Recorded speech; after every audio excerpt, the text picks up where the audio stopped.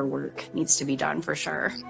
Oh yeah, I mean, I'm right there. I'm right there with you. And like for me, I don't know how many people that will watch this or watch the replay, but I'm a mother. I have two small kids, and I really woke up very recently to the fact that like I spent a big majority of my life being a doormat, and no shame in saying that.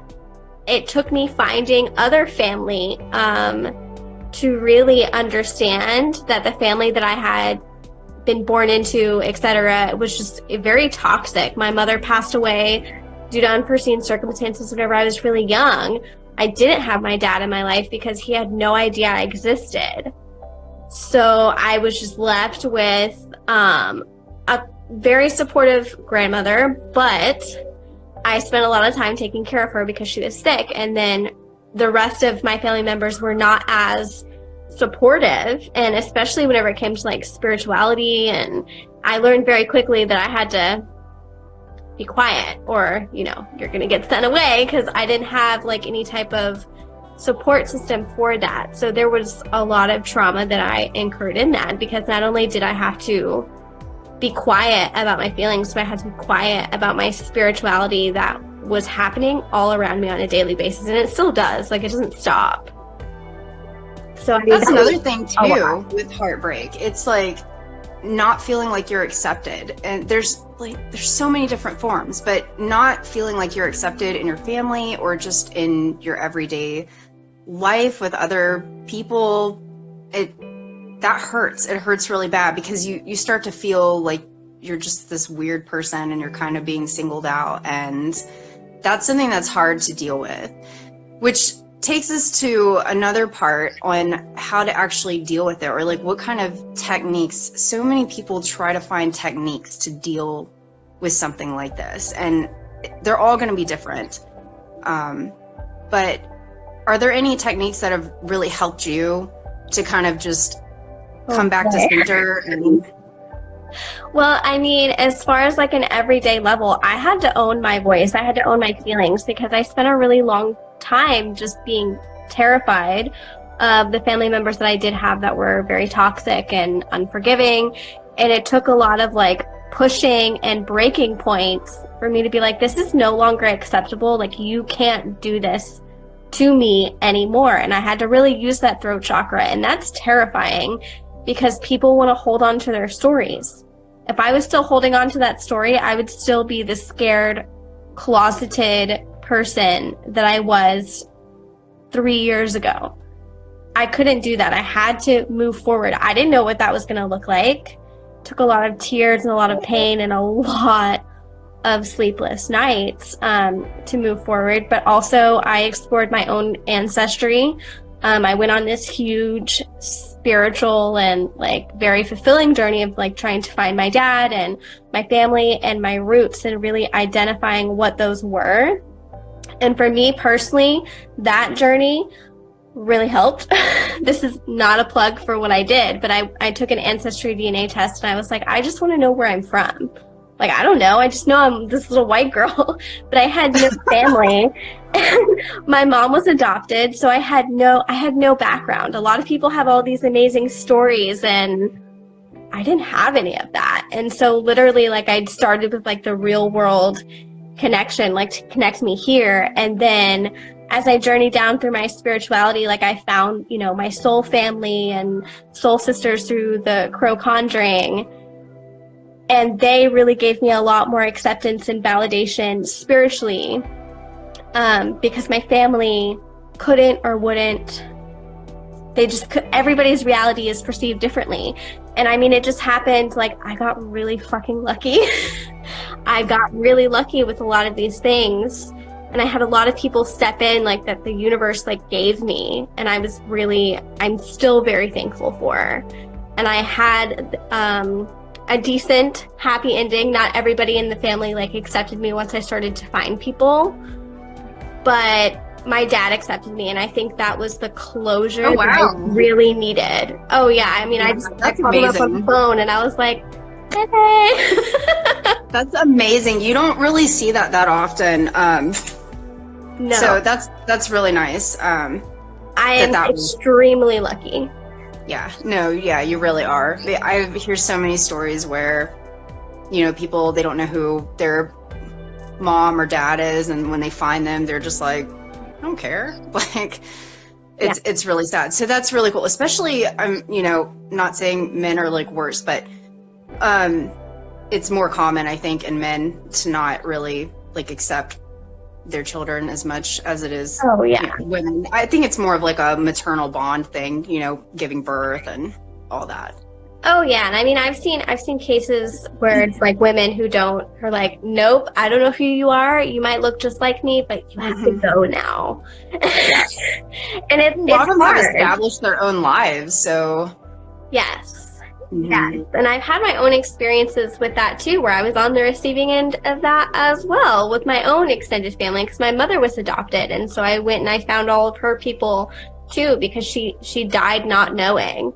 And to me, that was a huge injustice, and I kind of wanted, like, I went on this little mission to connect all of her dots too, and I did, and it was hard and it was emotional, but I think like finding my roots, my own ancestry, and that can be spiritual and holistic as well, really helped a lot of my heartbreak and my grief, especially with my own mother and my childhood, because I finally had answers that I spent a lifetime not having. And I mean, whenever I say a lifetime, like 28 years, and I'm 29. Yeah, wow. Oh, you're 29. I feel so, well, I mean, I don't feel old, but I feel like everybody's younger than me now. I think as far as like healing, like a technique to heal and just the whole healing process in general, aside from spirituality or just whatever, I think the best way to begin healing is, number one, is to just be kind to yourself and be gentle with yourself. And so many people, they're harsh, they think these negative thoughts about who they are, but when you're going through this healing process, you should never use extreme words like hate, or like if you're leaving a relationship, you should never, if it's a bad one, you should never be like, I'll never find love again. And I think that's one of the harshest things we can do, is to talk down to ourselves, because any type of positivity is going to be key to healing. Yeah, definitely. And that was a big thing I struggle with, was like a self-esteem issue that got totally trampled through relationships, and also when I was younger, because I relied on other people to give me that validation instead of finding it within myself. So when I was rejected by those people, it was hard for me to like accept who I am on my own. I kept thinking, oh, well, these people don't accept me, and I'm not worth it to them, so why should I be worth it to me? Like, you shouldn't do that. You should always lift your own self-esteem. Don't think about what other people think about you or what they can do to lift you. You need to lift yourself, and that is such a difficult process, is trying to trust in yourself. For sure. And I know some people, they're always on the other perspective, like where they're like, well, I just can't help it. I'm my own worst critic. And that is hard. And I mean, sometimes it's a self-love issue, and sometimes it's a combination of like a deeper spiritual healing that you need to do, because I've been on that receiving end. And once you go through that type of healing, you're like, oh my God. I know. It's, oh shit, what is this? This is totally something I wasn't expecting. It takes you on a ride. You feel lighter. You feel so much lighter. And one of the things, like, I've always done, and my mother encouraged this as I was younger, was to journal. And even whenever I do tarot readings for myself, or oracle readings, or tarot and oracle readings for my clients, if they come back to me and they're like, everything is shit, what am I doing? I'm like, well, let's look at how you improve, because I keep notes on you. I do that for myself as well, to look back on how I improved for myself. And I think that's something people think is like corny, but they really do need to utilize it a little bit more. Because journaling can be a powerful tool, because you're writing to yourself, but not only to journal, but to look back at what you wrote. I mean, it has helped me in so many ways. I can't even describe to you, especially whenever you do your own readings for yourself. Like, I love that, actually. I don't know why I didn't think about journaling, because I literally do that every morning. Maybe it's because it's just part of what I do now, but that has been a vital tool for me to heal, because some people want to talk to a therapist, or maybe they want to talk to a counselor, and that's okay. Everybody is going to do this differently. But for me, I think journaling has probably been the best for me, because I don't have to worry about any judgment. I don't have to worry about sounding crazy. I don't have to worry about someone locking me up because my thoughts are a fucking zoo. I don't have to worry about that. Like, I can just get it all out on paper, as long as nobody finds it. But I really do think that is probably number one. And also, real quick, you guys, you can chime in if there's any type of, if there's an experience you want to talk about, something that has helped you guys with heartbreak, or just some type of technique that I'm sure there's other people in the chat or in the live stream right now that would love to hear how you heal from your stuff. Yeah.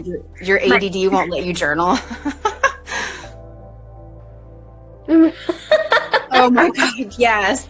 See, I don't even want my significant other to even look at my journal, because no, please don't. Just don't look at them. Yeah, just burn them. Yeah, no, Exactly. no, I don't do that. Occasionally, another thing that helps me, if you look at it from the standpoint of like grief, because I know a lot of people, they do have a lot of trauma, and that does involve like losing a loved one, unfortunately. I mean, a lot of people have been there. If you're one of the lucky few that's not there, then great. Hug your loved ones a little bit more. But I write letters to anybody that I've lost in the past, whether it be my mother, friends, whoever. And I just kind of get it out, especially if they're still alive and I no longer talk to them. To me, that's a way to like throw up that feeling. Or in TCC, we have burn parties where you write down whatever the fuck you want to write down. And then we're like, burn, baby, burn. And we burn it all. And your intentions and your pain burn to death. Yeah. Oh, I didn't even think about writing letters to someone specifically. But, someone that's like alive. My dad passed in January, and I am constantly writing him letters because I miss him so bad and I can't call him. So I'll just, I'll journal or write him a letter and just kind of tuck it away. And sometimes I'll just throw it away, or I'll burn it, like you were saying, like a full moon comes around and I just burn it, or a new moon, and I'll just try to like release things and not, because there's also a little anger when you lose somebody. There's a little bit of anger that's stuck in that too. So it is good to release that for sure in letters or journaling. Let me see what some of these comments say, because we got a few of them down here. I have a good tool to use in relationships after rape. Yeah, any type of techniques or tools, please share them. I'm sure it would help somebody out. Yeah, journaling is healing. I don't know what I'm doing. I'm like hitting buttons and everything's disappearing. Yes. Letters are so powerful, even if you don't and can't give them to the person. Yes. All right. Lexi, are you seeing any of these that I'm not seeing? Because I don't know. Hold on. Let me scroll through. Okay. So Beauty's confidence, AJ, she was the one that said, I have a good tool to use in relationships after rape. If you have it, girl, share it, because your story is somebody else's story. Not to suggest that happened to you, but everybody has a moment in truth. So throw it up in the comments and we'll be like reading it out. Not a problem. And Yvette is actually a TCC member. She's been there for our burn parties where we're lighting our entire house is on fire. And letters are so powerful, even if you can't give them to the person. Yeah, I agree. Like, you don't have to always give your letters to the living people if you want to. I kind of I'm not going to do that. I put them in a box in my closet. Somebody asked us, what's your beauty tool? Water. I drink a lot of water. I don't know about you. Oh, okay. So, hold on. It's trying to disappear on me. John, outline of your body and color parts for significant other can touch without asking. Green, yellow part is ask, and red is no.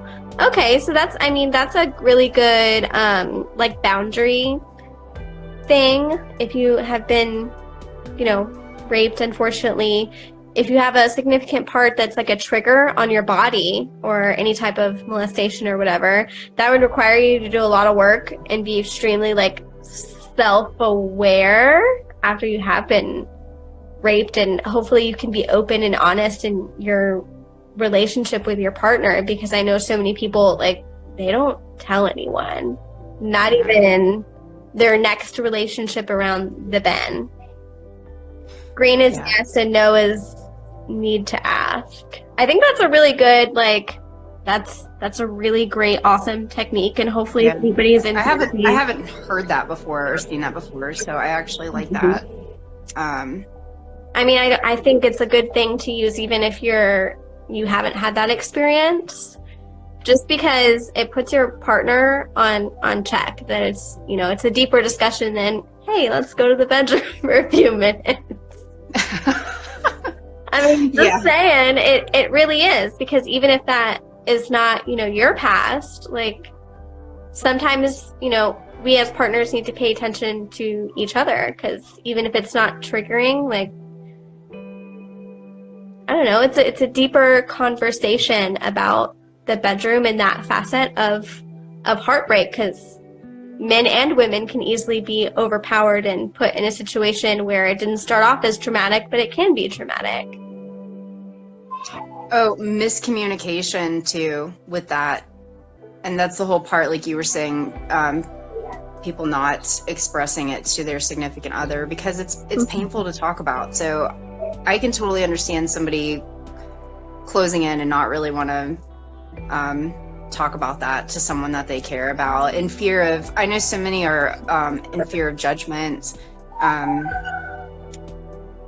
I actually have a few friends that are like that don't want to speak to their significant other about their past or things that have happened before they met that person, or even as they're in a relationship. Like, I know 2 people that have unfortunately got raped, and while they were in a relationship with someone, and never said anything.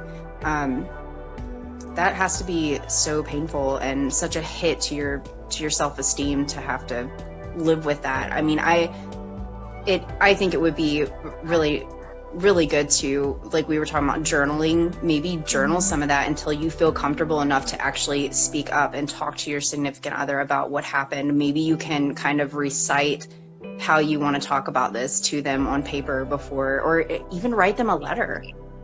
Yeah. I mean, that's what I did whenever I was in my relationship, and it got to the point to where I was young, and obviously whenever I was in relationships, people would come over and they'd be like, "You don't have any parents. That's weird."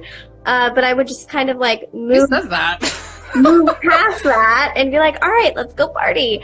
But once I got serious about my now husband, I wrote him a letter about some of like the crazier stuff that I couldn't actually say out loud. And he was like, "Thank you so much for sharing that with me." And that's one of the ways in which I did give somebody a letter, because I couldn't form words. It sucked too bad. Or there's instant regret after telling them. I'm so sorry if that's anything that has happened after you've been vulnerable with your partner. Personally, I don't think that's a partner that's very supportive if you're regretting being vulnerable with them. But that's just my opinion. I'm nobody. It probably depends on how it played out.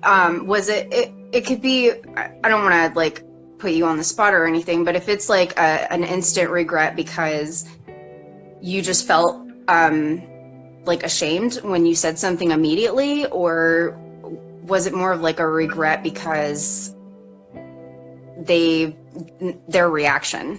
It could have been like a shock thing because they were surprised that you didn't tell them soon enough, or you didn't tell them before, or it might not have been something that was as serious, because when you're expressing something like that, it's painful, and yes, you feel very, very vulnerable, so you don't want to, you don't want to dig too deep into it. You just want to say it and like get it over with and just hope that they kind of accept it. But I'm sure that they have a lot of questions too. Well, yeah, and I think it also depends on like a person's like personal experience. Like if they grew up in a family where they didn't talk about intimacy or what it's like to be taken advantage of in an intimate moment, or just any moment in general, that can be hard, because you have to have the background and the foundation to like cope with somebody else's pain. And if you don't have that, and then somebody comes to you and is like, hey, this horrible thing happened to me, they're gonna be like, what's the right thing to say here? I don't know. And you're gonna get like a weird reaction. Yeah. Mm-hmm. She says, but I overthink everything, so it could have been me. I mean, you were also experiencing telling somebody that puts you on the spot, and you're already very vulnerable expressing that. So it could have been something where you overthought about it. Was it something that you ever like came back to talk to them about, or was that did you just, because you had a bad experience telling it, did you just totally write it off? Someone else says, it's always awkward for me to say it out loud. I feel more comfortable telling strangers than I do my own family, honestly. Yes. I don't know if my mom and dad could handle it. Yes. That was my next one. When I had said, don't be afraid to contact a counselor or anything like that, sometimes it's so much easier to talk to a stranger because you are someone that's not personally linked in your family or your friends, because it's so much easier to express yourself without fear of being judged and without worrying about them telling somebody else. And sometimes friends can be negative and not realize it. Like they're doing it because they're on your side, but sometimes they can be like subconsciously negative about it. And so sometimes it is better to go through an outside source. Oh yeah, I've had those feelings too. It's a little bit different than, being taken advantage of in an intimate moment. But whenever I was making the decision to have a child or not have a child, I had friends come up to me and say, what are you doing? Like, this is what it's supposed to be, and that's it. Like, if you're doing anything else, it's selfish. And I kind of equate that to the same way that if you're trying to be vulnerable with somebody, because in that moment, I was very unsure of myself and I was trying to be vulnerable. And if you get somebody that gives you a pushback that says, what are you doing? Like, this is the only way. Why can't you see that? Or that's not accepting, then that's really hard too. And I think that would contribute to a lot of like shutdown. I know it contributed to a lot of mine where like I was afraid to speak up in arguments to share my truth because of moments like that. They obviously weren't related to each other, but they all had a trickle down effect, which was causing me to shut down. And I mean, I think if you are terrified to like share your truth with your parents, I get that it's easier. But also I think there's also something healing about being able to be vulnerable with your parents, because even though it would be hard for them, they're still your parents. I'm a parent. Like, it would be horrible for me to have to feel like I failed my kids and I wasn't there to like protect them in that way. But at the same time, like, I would love them no matter what trauma they went through, and I would still want to be there. I don't know your situation with your parents, but as a mom, like, I would still want to be there, and I have a daughter and a son. So hopefully I'd like to be there for my dogs. No, but seriously, I was pretty close to my dad, and I told him most of my personal stuff, but it was like relationship stuff. kind of didn't want to tell him a lot because I didn't want him to like hate my partner. And that can be another thing when you're telling your friends, because they can easily develop this, you know, there can be like a stigma. Yeah. And you don't want to, so sometimes it's better to just talk to someone who doesn't understand, or come here. Which actually there's a few comments. Your feelings are valid. Yes, always. We all are overthinkers. I'm a Libra. I'm going to go ahead and say it. My decision-making process is a bitch. It takes me forever just to pick out what kind of pasta I want at the store.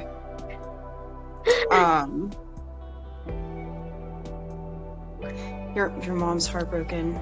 I totally understand that. Yeah, I do too. I always felt like it was better left unsaid. And I mean, that's kind of that. I feel like that also goes back to personal choice, but I would say that sometimes to have an uncomfortable conversation, even with one's, you know, strangers, is freeing. And I think it also, to have these conversations, and this is like a weird topic to go down, also goes into ancestral trauma, because whenever I was looking into doing my research on my own family, like I discovered my mother was abused a lot, a lot, and it explains a lot of her behavior, and it leaked into the next generation, like not the next generation, the previous generation, and the previous generation before that, and this was all through like hearing stories and word of mouth, and it was because a lot of that trauma went unsaid. So these people, as they grew up and the generations trickled in, they had no way to protect themselves, to look out for these moments of danger. And that goes into a really big thing about like listening to your own intuition. And all that heartbreak, I feel like, could have been avoided a little bit if they would have had more raw honesty. Oh, yeah. It's just hard. It can be hard to actually be honest about it. And it is. Acceptance is a bitch, because then you can't unsee what you've already seen. And that's the hardest part about healing. It really fucking is, because you can't go back. You can't take it back. Yeah, that's it. That's it. And I was trying to catch up with some of these comments because there's quite a few. Weeding out your friends is also important. I've been there with the negative friends. My mom tends to take my trauma and turn into her own. Yes, but I think that people do that because they want to make you feel comfortable, like they've been through something similar, so they feel like sharing their experience or how they coped with it or what happened to them. I think that's kind of like their way of trying to help you. I've had friends like that where you tell them something that's going on and they're like, oh yeah, well, I had this. And it's like, okay, but we're talking about me. Not trying to be selfish, but like I came to you to talk about this. So I don't think it's intentional. I think it's just the way some people try to like communicate that, and they just don't know how. Yeah, I think that goes back to like people not having a good solid foundation, and that's why I kind of like encourage like those open conversations always kind of go back to the family unit. And I mean, that's what even my spirit guides are saying right now. Like it all goes back to where you start, and you can't be better if you didn't learn and the previous generation didn't learn. I hope this is like making sense to people that are watching this, because it's such a vulnerable conversation to have, and really the first person that you have to be vulnerable with is yourself. And that's super shitty and hard to do, but if I hadn't started doing that with like my own shit, I wouldn't be able to do this for other people or like suggest these things to other people, because I know it's like, oh, it's so easy for you to say that. It's really not easy for me to have to be like, I'm sorry, I can't talk to you anymore, even though you're my family member. I need you to fuck off because you're treating me like a piece of shit. Yes, I've had so much of that. Especially recently. Yeah, and that was the hardest conversation that I had to have, and it made me sweat and it made me want to vomit. And it was harder to say that to them than it is to repeat this to, Instagram and strangers. But I'm a way better person for being vulnerable then than I am being vulnerable now. I think that's because it helps with your truth. Like you're not kidding yourself anymore. You bring everything to light, and you're just being 100% honest with the people that are around you, but most importantly, you're being honest with yourself. So once you reach that threshold and you realize, okay, I can speak my truth freely now, and it feels fucking good. I'm not gonna lie. Like, that's something, I have no filter, but I have been learning to not have a filter with myself, but like in a good way, not like bashing or anything. If there's something I don't want to do, I don't force myself.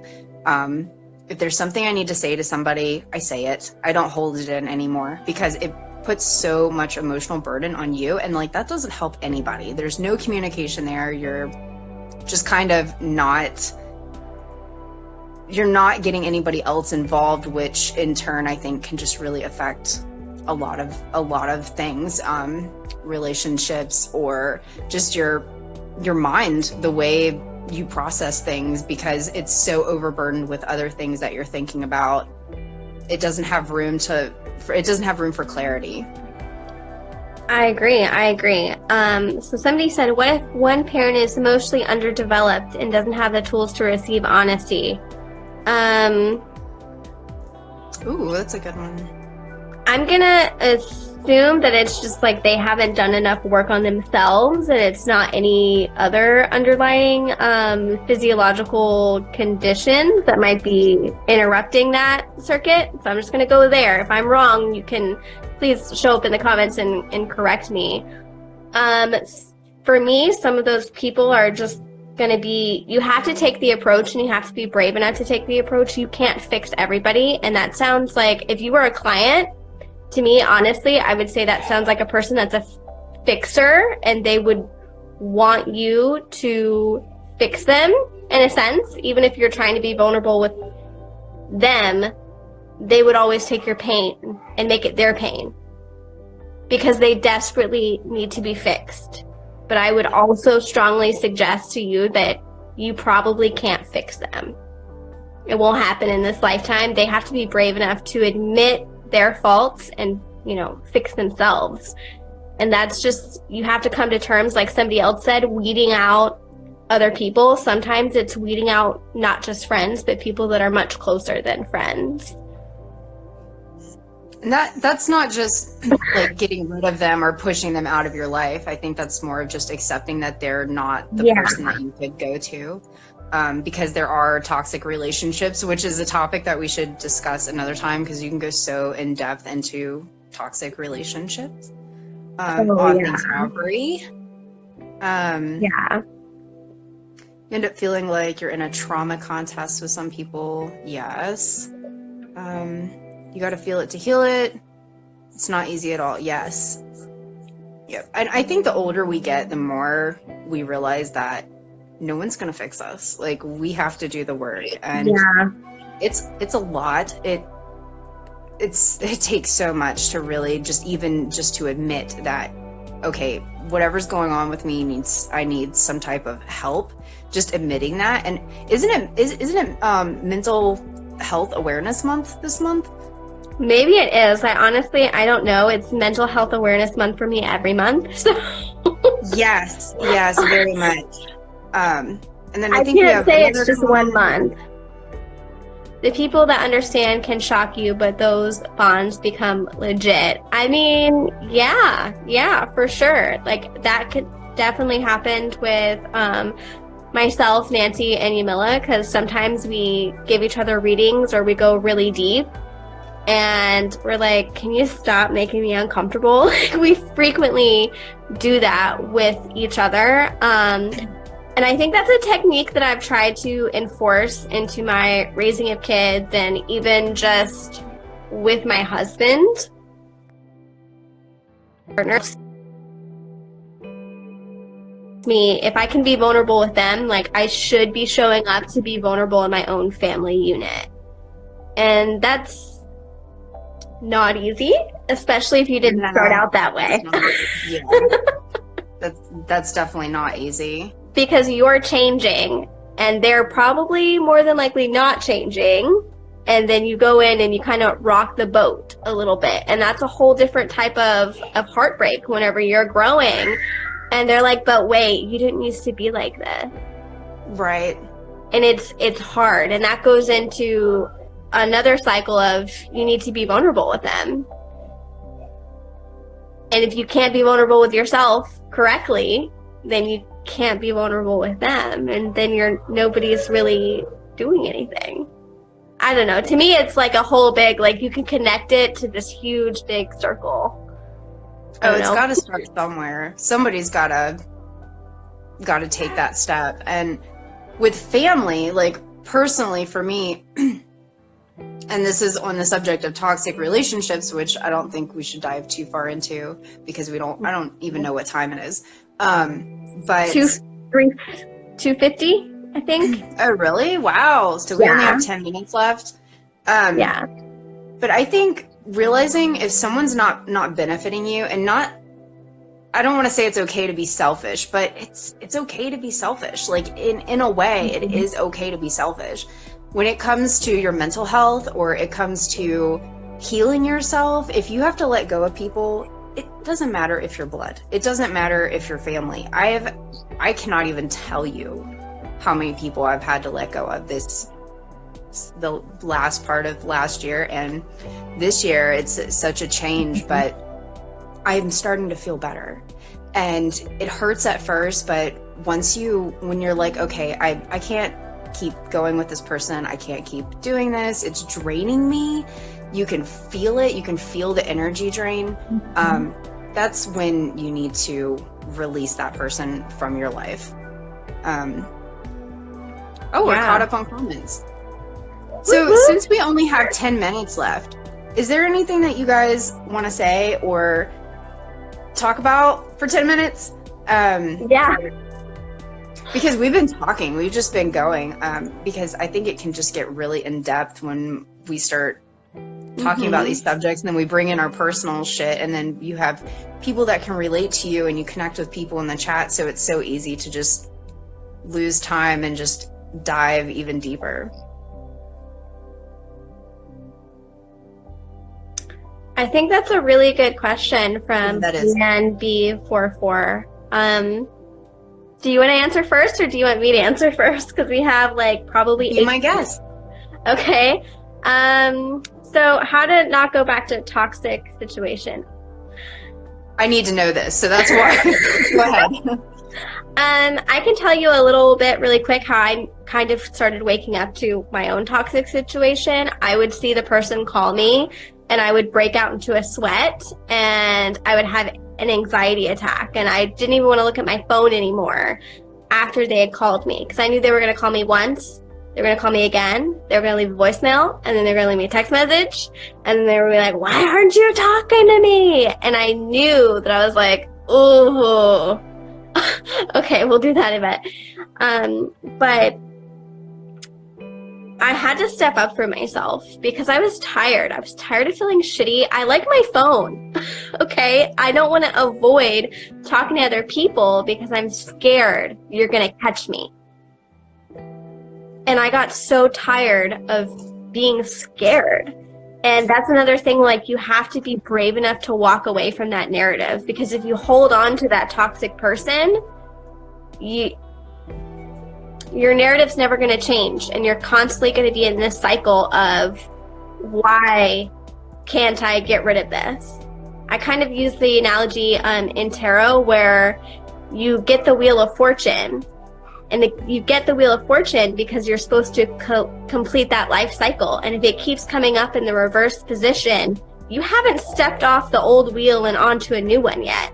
So you have to be ready to let go of your old story. And your old story is that pain associated with that person. It's really hard. It took me a lot of jumps because I got back on the wheel a lot. Not gonna lie.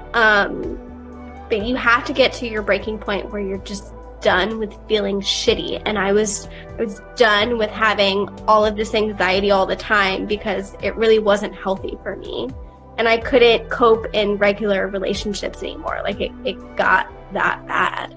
It will affect you. It'll manifest into other things, and other aspects of your life.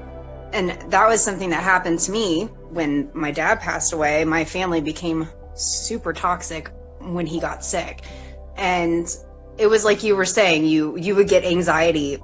They would call and you're just like, your heart would start pounding and you're like, should I answer and bitch them the fuck out and tell them to leave me alone? Or should I just ignore them? And they eventually got the hint. But yeah, it is very painful. And thanks for elaborating on that. Someone said.